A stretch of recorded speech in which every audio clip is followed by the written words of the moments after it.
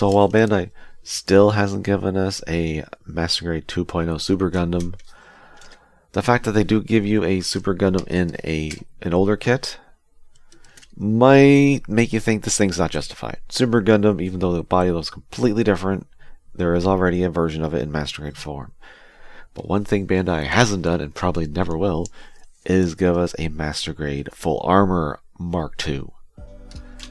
This thing is so good, and I think this is what they were planning for initially, because I got the Super Gundam first, because that's what came out first, and as I was building it, there were parts that were left over. And they looked kind of like a little box art, or not box art, but line art that has been made of the full armor. Just little areas. And yes, that's what it is. There are even those parts that I mentioned in the last video, like on the top of the shoulders, back of the arms, the side of the legs, that are used to peg in the new armor. And I like it.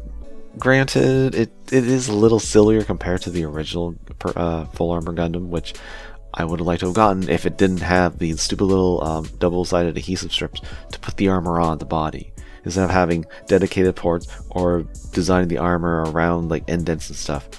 It's just supposed to hold with adhesive, and I know that it's not going to hold. I'm sure by now they're falling off all over the place. But this thing is just crazy looking. The legs especially. The fact that they connected the side skirts and the calves with these hoses. This is like polycat material. But guess what it does to the knee articulation? It basically destroys it. This is what you got. And if you're trying to force it more, you're going to start pulling off these cords. I have glued them in. I've done a lot of gluing here to try to keep this thing together, because it doesn't take much for it just to come apart, just because of all the stress of trying to move it. And the skirts limit everything. Like, you can get that. That's as far as you can spread its legs, and that's as far as it can go forward. The best part from the waist down are the ankles, because they're still basically the same. I like the added boots they have that wrap around. Still red. It's just a little bit. It's just a little bit bigger. It has these little toes on it, much like the Zabanya. And then you got the arms on the back, which of course have the ports that were used for the shield, so they're already, you knew they were going to be used for something. And then the shoulders. I really like the shoulders, how pointy they are. And you know, I don't think there were covers on the sides here. There should have been. They should have had little covers to cover the holes, because you only use one. For the shield, the really weird looking shield, which it really looks like it should be a nose cone. This thing should transform, but no, it's just a cone for whatever reason. And I feel like that's a handle they just molded in. I don't know. I like the fact that it has the two energy caps parts, just like the original shield, which you still get the original shield right here.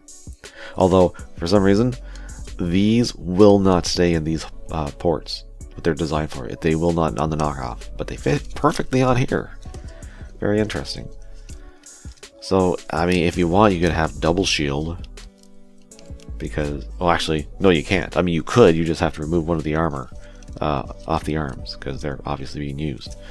This one here is holding 2 grenades in there, and then this one is where you hook up the double barrel beam rifle.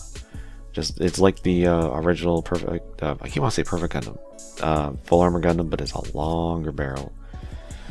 And they give you this little controller handle piece, which it holds perfectly because it goes all the way through, and it's also basically nothing because it just pegs it to the arm, and then that is what I guess allows it to fire the cannon right there.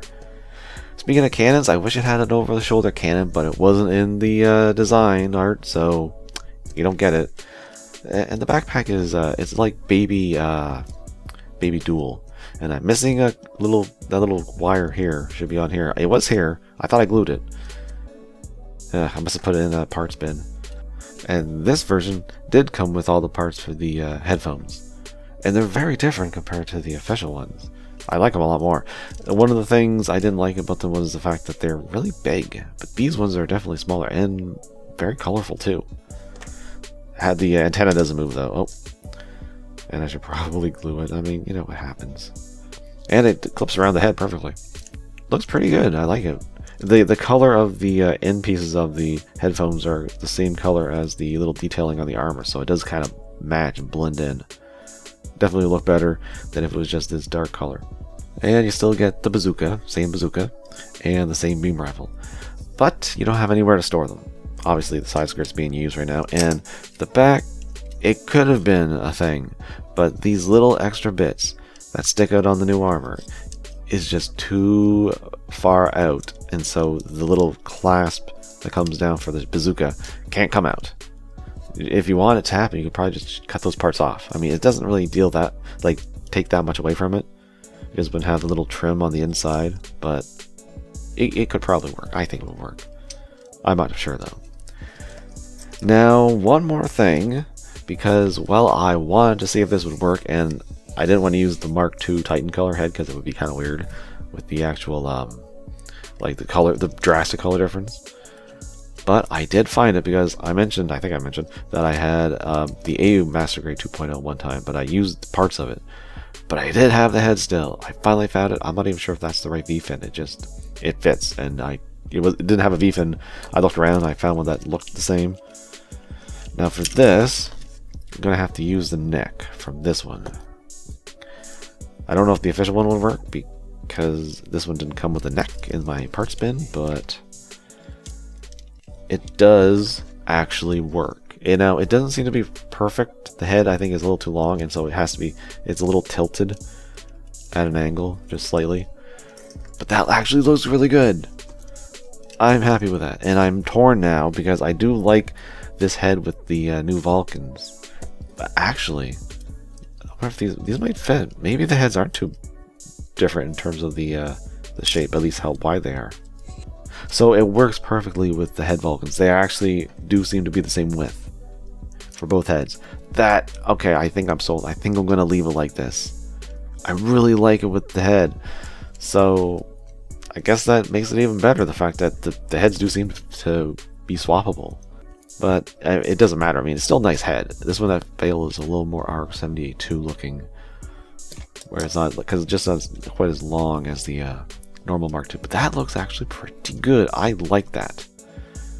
It is a great kit. I'm really thinking that this was the one they wanted to do initially, and then the Super Gundam, it just made sense.